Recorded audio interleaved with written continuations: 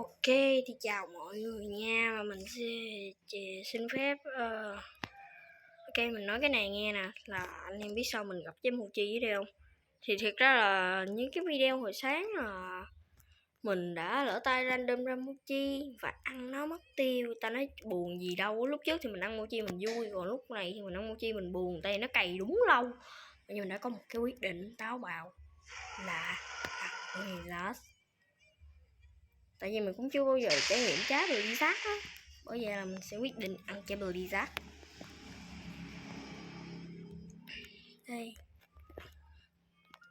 ok, ăn thôi nào anh em, chia buồn Mochi nha. Ok, tại mình nghe nói trái Blizzard farm cũng ngon á.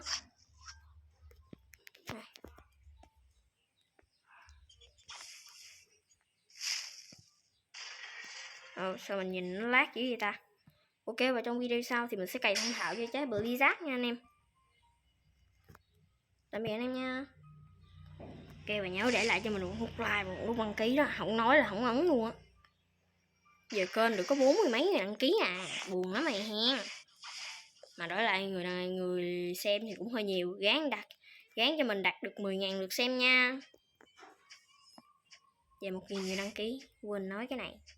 Ok ba anh em nha. Nhớ đó.